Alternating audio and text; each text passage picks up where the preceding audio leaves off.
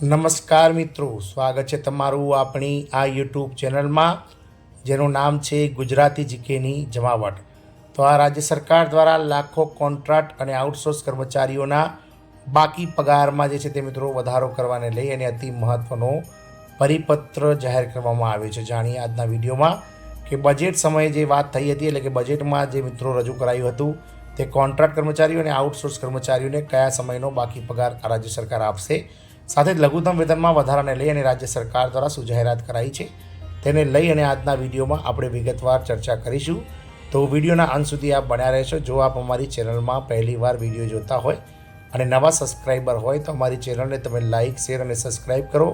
બાજુમાં રહેલું bell icon દબાવીને ઓલ નોટિફિકેશન ઓન પણ કરો, જેથી કરીને ચેનલ પર મૂકવામાં આવતા આવા કોન્ટ્રાક્ટ, આઉટસોર્સ કર્મચારી તેમજ લાખો પગાર વધારાના ન્યૂઝ તેમજ કર્મચારીઓને લગતા ન્યૂઝ તમને અમારા ચેનલના માધ્યમથી સરળતાથી ઉપલબ્ધ થઈ જાય। તો કોન્ટ્રાક્ટ કામદારો, આઉટસોર્સ કામદારો આનંદો, કારણ કે કોન્ટ્રાક્ટ કામદારો અને આઉટસોર્સ કર્મચારીઓનો જે પગાર બાકી નીકળે છે તે આ રાજ્ય સરકાર દ્વારા તેમને ટૂંક જ સમયમાં ચૂકવવામાં આવશે, જેના માટે બજેટ પણ રજૂ કરાઈ છે। વાત કરીશું મધ્યપ્રદેશની, તો મધ્યપ્રદેશમાં સૌપ્રથમ આઉટસોર્સ સ્ટાફના બાકી પગારને ચૂકવવા માટે સૂચનાઓ આપવામાં આવી છે। રાષ્ટ્રીય આરોગ્ય મિશન એટલે કે NHM હેઠળ મધ્યપ્રદેશ કાર્યાલયે આઉટસોર્સ કર્મચારીઓના પગારની ચૂકવણી માટે બજેટ બહાર પાડ્યું છે। સૌપ્રથમ આઉટસોર્સ સ્ટાફના બાકી પગાર ચૂકવવા સૂચનાઓ આપવામાં આવી છે।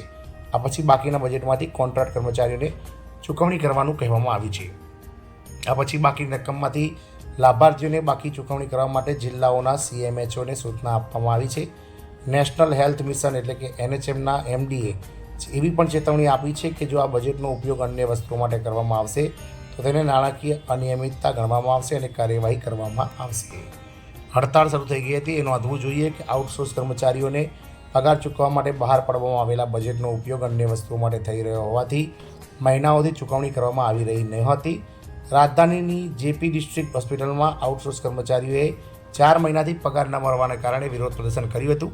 કોન્ટ્રાક્ટ કામદારોએ હડતાળ પણ શરૂ કરી હતી। આ પછી નાયબ મુખ્યમંત્રી રાજેન્દ્ર શુક્લાએ કર્મચારીઓના હિતોનું ધ્યાન રાખવા સૂચનાઓ આપી હતી। આમ ઉત્તર પ્રદેશમાં રાષ્ટ્રીય આરોગ્ય મિશન એટલે કે national health mission NHM program હેઠળ કામ કરતા વિવિધ આઉટસોર્સ કર્મચારીઓના જે બાકી છે 4 થી 5 મહિનાના પગાર ચૂકવવા માટે બજેટ રજૂ કર્યું છે અને સૌપ્રથમ આઉટસોર્સ સ્ટાફને મિત્રો બજેટમાંથી રકમ પગાર ચૂકવવાનો આદેશ કરવામાં આવે છે અને ત્યારબાદ બાકી રહેતા બજેટમાંથી જે કોન્ટ્રાક્ટ કામદારો છે તેમને પણ મિત્રો પગાર ચૂકવવાનો આદેશ જારી કરવામાં આવે છે। આ બજેટનો ઉપયોગ અન્ય કોઈ પણ વસ્તુઓ માટે અથવા કોઈ પણ લાભ માટે ના કરવા માટે સ્પષ્ટ સૂચના કરવામાં આવી છે। જોવાનું એ રહેશે કે ઉપમુખ્યમંત્રી દ્વારા જે બજેટ પહેલાં પણ ફાળવવામાં આવ્યું હતું, પરંતુ વિભાગોએ તેની અવગણના કરી અને અન્ય વસ્તુઓ માટે, અન્ય લાભો માટે આ આઉટસોર્સ કર્મચારી અને કોન્ટ્રાક્ટ કર્મચારીઓના પગારના જે બજેટ છે તેને વાપરી દીધું હતું। પરંતુ આ વખતે શું સરકારના નિર્દેશ અનુસાર આજે છે તે મિત્રો આઉટસોર્સ અને કોન્ટ્રાક્ટ કર્મચારીઓને નિયમિત ધારાધોરણ મુજબ વેતન ચૂકવાશે કે પછી આ બજેટ પણ મિત્રો અન્ય કામમાં વપરાશે તો સમજ બતાવશે। પરંતુ હાલમાં